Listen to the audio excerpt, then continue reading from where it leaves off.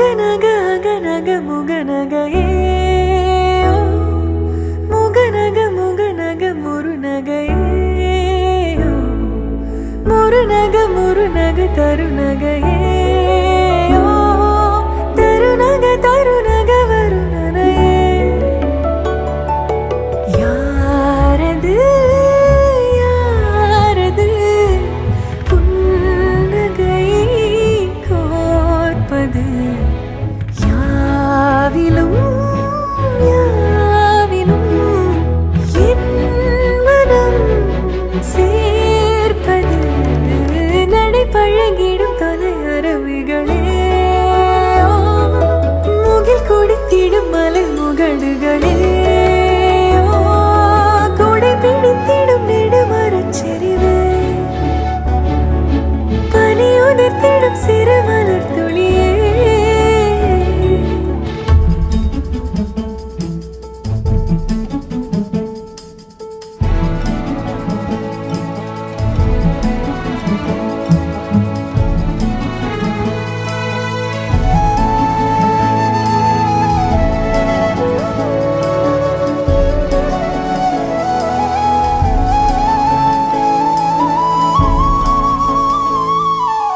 அழகிய புலமே உரதில மகனா வளவனின் நிலமே எனதரசியும் நீ வளநில சிரிப்பே எனது இரடியோ உனதிலம் மரபே எனக்கினிதடியோ உனை நினைக்கையிலே மனம் சிலிர்த்திடுதே உன் வழி நடந்தால் உயிர் மலர்ந்திடுதே உன் மடி கிடந்தால் தவி தவிக்கிறதே நினைவழிந்திடுதே அகநக அகநக முகநகையே முகநக முகநக முருநகையே முருநக முருநக தருநகையே தருநக தருநக வருணனையே. ஹாப்பி மேரிட் லைஃப் கட்டி நல்ல ஒரு கப்பலாக இருங்க. Happy married life. யாரது புன்னகை கோர்ப்பது யாவிலும் யாவிலும் என் மனம் சேர்ப்பது யாரது யாரது புன்னகை கோர்ப்பது யாவிலும் யாவிலும் என் மனம் சேர்ப்பது.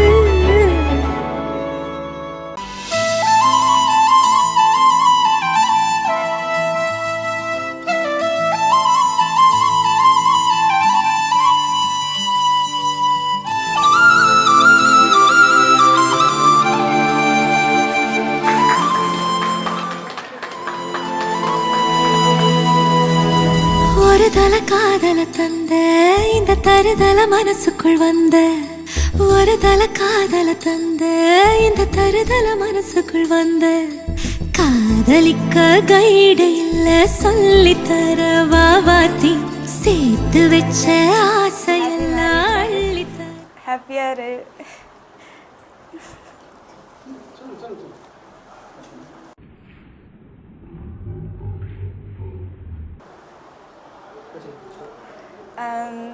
சின்ன வயசுலேருந்து நிறைய கண்டிச்சிருக்கீங்க, அதெல்லாம் என் நல்லதுக்கு தான் புரியுது.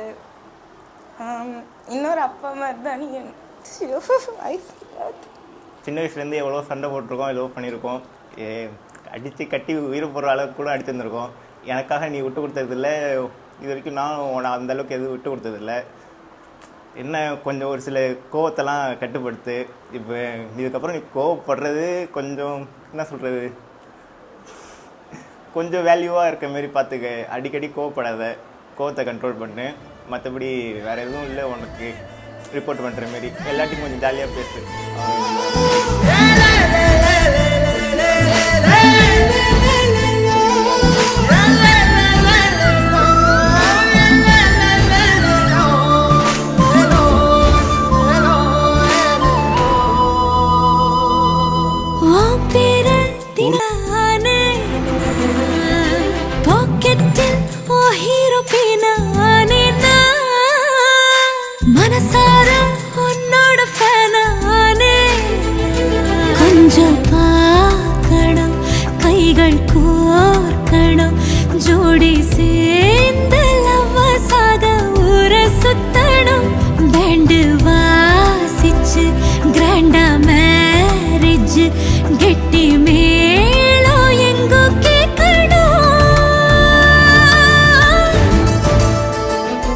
இது என் ஜாதகம். நீங்கள் வீட்டில் உங்கள் அம்மா கிட்ட பேசிட்டு சொன்னீங்கன்னா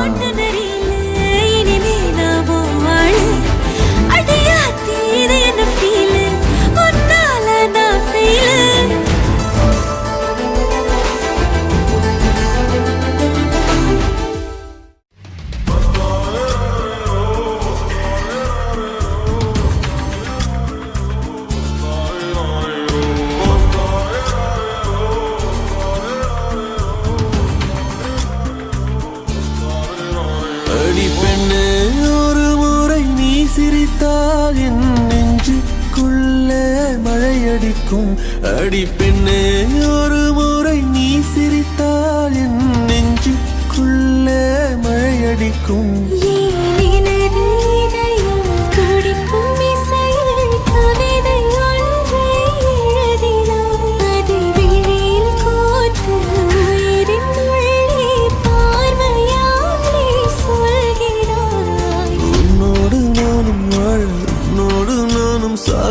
உன்மடி சாயவா உன்மடி சாயவா பார்வை என்னை கொள்ள சாய்ந்தேன் நானும் மெல்ல நீதானின் மன்னவா நீதானின் மன்னவா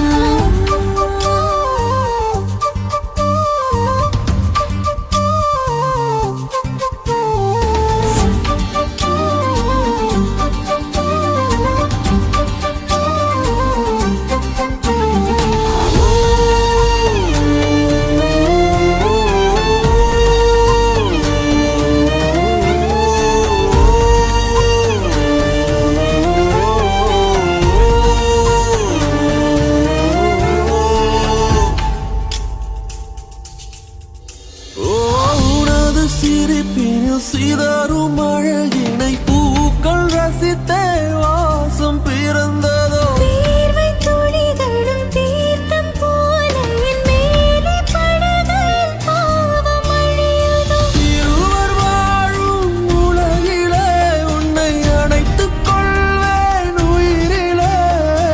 இரவில் தேயும் நிலவிலே நாம் சேர்ந்து வாழ்வோம் அருகிலே.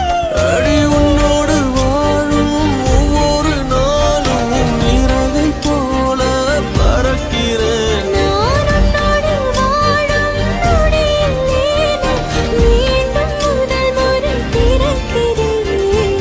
உன் பார்வை என்னை கொள்ள சாய்ந்தேன் நானும் மெல்ல நீதானின் மன்னவா நீதானின் மன்னவா. உன்னோடு நானும் வாழ உன்னோடு நானும் சாக மடி சாயவா உன்மடி சாயவா. அன்பே ஒரு முறை நீ ரசித்தால் என் உள்ளே ஏதோ புதுமயக்கம். என் அன்பே ஒரு முறை நீ ரசித்தால் என் உள்ளே ஏதோ புதுமயக்கம்.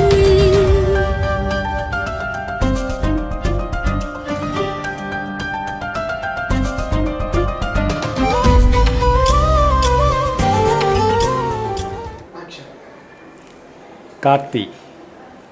இந்த கார்த்தி வந்து என்னுடைய மனைவியின் அக்கா பையன், அதாவது எனக்கு கொழுந்தியா பையன் சொல்லுவோம், சகல பையன்னு சொல்லுவோம்.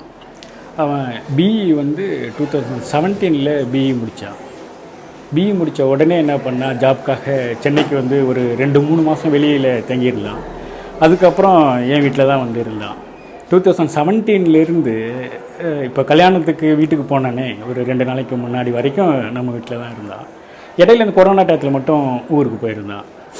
இந்த 2017 அவனுக்கு எங்களுக்கும் இருக்கிற அந்த பாண்டிங் பார்த்தீங்கன்னா, அவன் சின்ன வயசில் அந்த அளவுக்கு பாண்டிங் கிடையாது. அந்த 2017 கூட அந்த அளவுக்கு இல்லை. அந்த கொரோனாவுக்கு வீட்டுக்கு போய்ட்டு வந்ததுக்கு அப்புறம் தான் அந்த அட்டாச்மெண்ட் கொஞ்சம் ரொம்ப நெருக்கமாச்சு. அதுக்கு என்ன காரணம் அப்படின்னு பார்த்தீங்கன்னா, என்னோடய சன் அப்போ தான் வந்து அவன் காலேஜுக்கு வெளியில் ஹாஸ்டல் போனான். ஸோ என்னோடய சன்னை நான் வந்து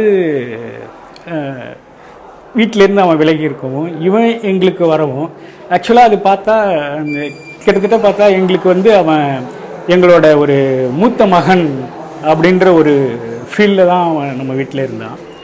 இப்போவும் வந்து கார்த்தி யார் அப்படின்னு வெளியில் யாருன்னு கேட்டாங்கனாக்கா அக்கம் பக்கத்தில் இருக்கிறவங்களாம் என்னுடைய பையன் அப்படின்னு தான் சொல்லுவாங்க. கார்த்தியும் வந்து சித்தப்பா சித்தப்பா அப்படின்னு கூப்பிட்டா கூட அவனுக்கு வந்து அவனுடைய மற்ற சித்தப்பாக்கள் கூட இருக்கக்கூடிய ஒரு அந்த பாண்டிங்கை விட என் மேலே அவனுக்கு கொஞ்சம் அதிகமாகவே இருக்கும். இன்றைக்கி அவனுக்கு வந்து இன்றைக்கி வெட்டிங்குன்றது வந்து டக்குன்னு அவன் முடிவு பண்ணி கடகடன்னு நடந்த ஒரு 2-3 மாதத்தில் டக்குன்னு முடிஞ்சுது.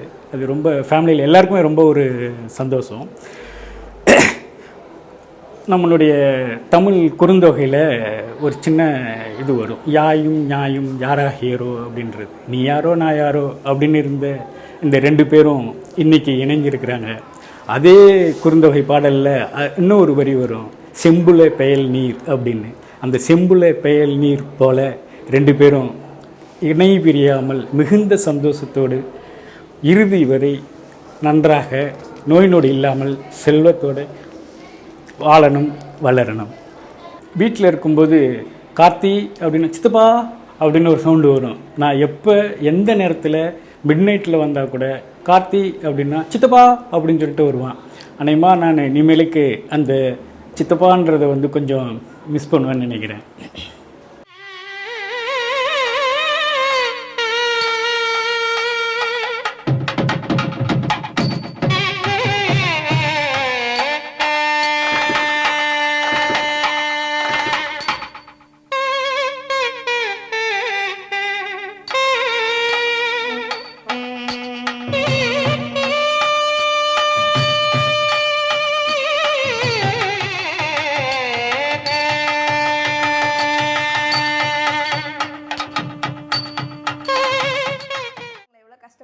போகிறான்னு தெரியல, பட் உங்களை ஹாப்பியாக வச்சுப்பா.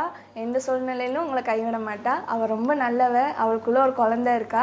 அவள் வந்து உங்களை நல்லா பார்த்துப்பா. எப்பயுமே வந்து உங்களை டவுனாக ஃபீல் பண்ண வைக்க மாட்டா. அவளோட ஹாப்பினஸ் என்னென்னா, எந்த சேலரியாக இருந்தாலும் சரி, எந்த ஒரு சுச்சுவேஷனாக இருந்தாலும் சரி, உங்களை கை விட்டுறக்கூடாது, உங்களை வந்து டவுன் ஆக விட்டுறக்கூடாதுன்னு தான் அவள் நினச்சிட்டு உங்கள் கையை பிடிச்சிருக்கா. ஸோ அவளை எப்போவுமே நீங்கள் விட்டுறாதீங்க. அவள் கூடவே நில்லுங்க. அவளும் வந்து உங்களுக்காக இருப்பாள். சாவர வர இருப்பாள். 7 ஜென்மத்துக்கு இது தொடங்கும்.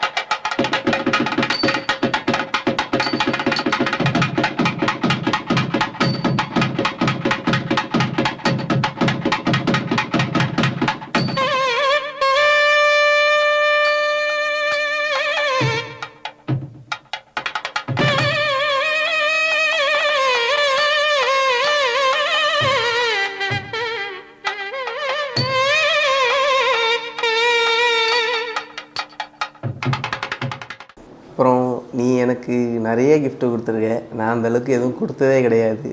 நான் உனக்கு தர ஒரு கிஃப்ட்டு தான் இன்றைக்கி கட்டினது. அது எப்பயுமே உன் கூடயே இருக்கும், நானும் இருப்பேன். அப்புறம் வந்துட்டு யாரும் இல்லைன்னு நினைக்காத கூடவே இருப்பேன் எப்பயுமே. நான் பர்சனலாக நான் அப்பயே சொன்னேன், திருப்பூர் கோயிலுக்கு போயிட்டு வரோன்ட்டு. நம்ம ஃபஸ்ட் டைம் ரொம்ப தூரம் வெளில போனது அங்கே தான். அங்கே போயிட்டு வந்தோம். அங்கே போயிட்டு வந்துட்டு அதுக்கப்புறம் நம்ம எங்கேயுமே லாங்காக போகல. கரெக்டாக கல்யாணம் வந்துடுச்சு. கல்யாணம் முடிச்சுட்டு நான் கண்டிப்பாக நீ கேட்ட மாதிரி ஒரு லாங் ட்ரைவ் கண்டிப்பாக கூப்பிட்டு போகிறேன். நீ எது கேட்டு நான் அந்த அளவுக்கு செஞ்சதே கிடையாது, எல்லாத்தையும் செய்ய ட்ரை பண்ணுறேன். அடிக்கடி பயந்துக்கிட்டே இருப்பேன், என்ன கார்த்தின்ட்டு. பயப்படாத. உங்கள் வீட்டில் தனியாக விட்டு போகிற மாதிரி எப்பயுமே தனியாக விட்டு போக மாட்டேன். எங்கே போனாலும் கூடயே கூப்பிட்டு போகிறேன். பசங்கக்கிட்ட சேர மாட்டேன். அலந்தோடு இருக்கேன். ஓகேவா? இது ப்ராமிஸ். நான் அக்ரிமெண்ட் போட்டு கொடுத்துக்கிறேன். Love you. எப்பயும் சொல்கிற மாதிரி இது அரேஞ்ச் மேரேஜ் இல்லை, லவ் மேரேஜ் தான். Happy marriage life. Love you.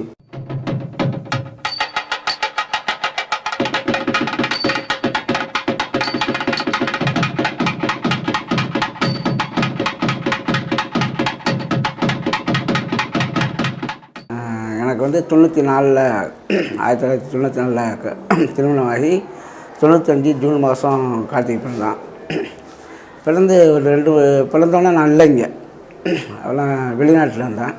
அந்த வெளிநாட்டில் இருக்கும்போது இப்போ மாரி குழந்தை அப்போல்லாம் வந்து மொபைல்லாம் கிடையாது, ஃபோனில் தான் இது பண்ணுறது. இந்த காலகட்டங்கள் கடந்து அப்புறம் அவனை ஸ்கூலில் சேர்த்து ஸ்கூலில் போய்ட்டுருப்போம். ஸ்கூல் போகும்போதெல்லாம் அவனே சொல்லுவான், போக மாட்டான் அப்படின்ட்டு. படிப்புலலாம் கொஞ்சம் கம்மி தானே வச்சுங்களேன். அப்படி இருக்கும்போது அவர் ஸ்கூல்லாம் போகும்போது நான் வெளிநாட்டில் இருக்கும்போதெல்லாம் ஒரு 2003 முடிச்சுட்டு வந்துட்டேன். 2003 வெளிநாட்டு வாழ்க்கையை முடிச்சுட்டு வந்துட்டு 2004 ஊரில் வந்து தங்கி இப்போ அண்ணாமலை பல்கலைக்கழகத்தில் வந்துட்டு வேலைக்கு ஜாயின் பண்ணோன்னா கார்த்தி வந்து ஒரு 7th படிக்கலாம். இப்போ நான் கொஞ்சம் கண்டிப்பாக இருப்பேன், பசங்கள்லாம் வந்துட்டு கரெக்டாக இருக்கணும் அப்படின்ட்டு. அந்த கண்டிப்பாக அந்த சின்ன குழந்தையாகவே காலங்கள் ஓடிட்டு இன்றைக்கி கல்யாணம் ஆகி இன்றைக்கி திருமண நாள் அவனுக்கு. ரொம்ப நினச்சி பார்க்காத காலங்கள் வெகு விரைவில் ஒரு கால மாற்றங்கள் ஏற்பட்டு இன்றைக்கி அவனுக்கு திருமணம் நடந்து ஒரு நல்ல பிள்ளை மனமளித்து ஒரு நல்ல திருமணம் அமைஞ்சிருக்கு. அவன் வாழ்க்கையில் எல்லா வளமும் பெற்று இருவரும் ஈருடல் ஒரு உயிராய் நோயற்று வாழும் குறைவற்ற செல்வமும் பெற்று எல்லாமல்ல திருச்சிற்றம்பல திலநராஜ பெருமானையும் எங்கள் குலதெய்வத்தையும் வழங்கி அவர்கள் பல்லாண்டு வாழ எனது மனப்பூர்வமான ஆசீர்வாதத்தை வழங்குகிறேன். அவன் சின்ன வயசுலேருந்து நிறைய சேட்டை பண்ணுவான், அடிக்கடி கோவப்படுவான், எல்லா பசங்கள்கிட்டையும் சண்டை போடுவான். இனிமேல் அது மாதிரி இருக்கக்கூடாதுன்னு கல்யாணம் ஆகிடுச்சு. இனிமேல் அது மாதிரி இருக்கக்கூடாது. அந்த பொண்ணு கூட விட்டு கொடுத்து போகணும், நல்லா இருக்கணும்.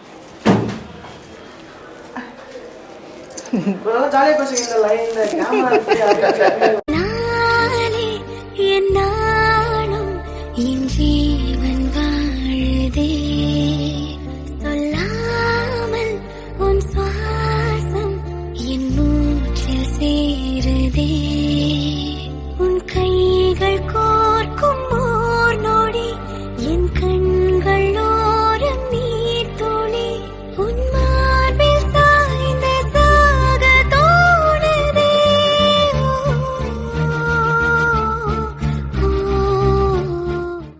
பிரின்ஸு எனக்கு ரொம்ப பிடிக்கும். நல்ல பொண்ணு, ரொம்ப சாஃப்டாக சைலண்ட்டாக பேசுகிறோம், நல்லா ஜாலியாகவும் பேசுகிறோம், சிரிச்சுக்கிட்டே பேசுகிறோம், அது ரொம்ப நல்லாயிருக்கும்.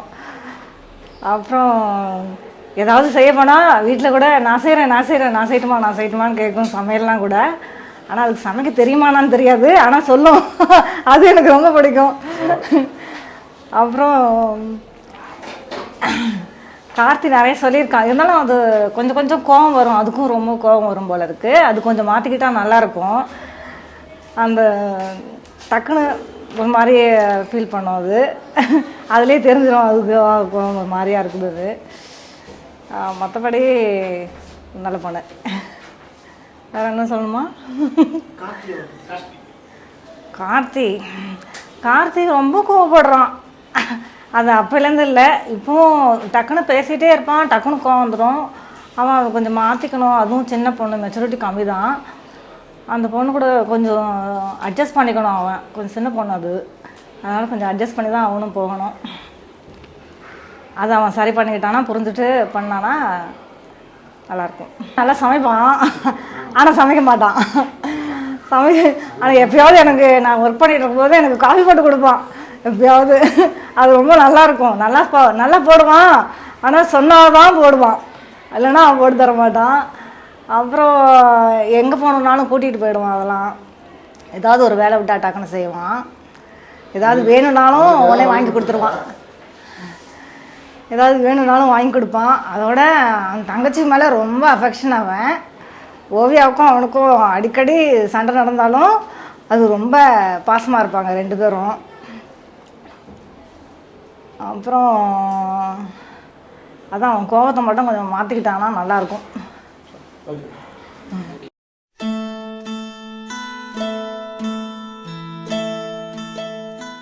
எம்எஸ்ஆர் கிரியேஷனுக்கு ரொம்ப தேங்க்யூ. சூப்பராக பண்ணி கொடுத்தீங்க. எங்களுக்கு வந்து 2 ஈவெண்ட் இருந்தது. 2 ஈவெண்ட்டுமே பக்காவாக பண்ணி கொடுத்தீங்க. எது மேக்கப் சரியில்லைனாலும் மேக்கப் பண்ணி ஃபோட்டோக்கு ஏற்ற மாதிரி அட்ஜஸ்ட் பண்ண சொல்லி கரெக்டாக பண்ணீங்க. ஏனோ தானோன்னு பண்ணாமல் ஃபுல் எஃபர்ட் கொடுத்து சூப்பராக பண்ணீங்க. நைட் 1 o'clock வரைக்கும் உட்காந்து உங்களோட எஃபர்ட்டும் போட்டு சூப்பராக பெஸ்ட்டு எஃபர்ட் வந்து போட்டு எங்களுக்கு பண்ணி கொடுத்தீங்க. ஆமாம், ரியலி ரொம்ப நல்லா இருந்தது. அந்த எல்லாத்தையுமே நல்ல முகபாவனையாக கரெக்டாக கொடுத்து எந்த ஒரு இன்ஸ்ட்ரக்ஷன்ஸ்லாம் அழகாக கொடுத்தீங்க.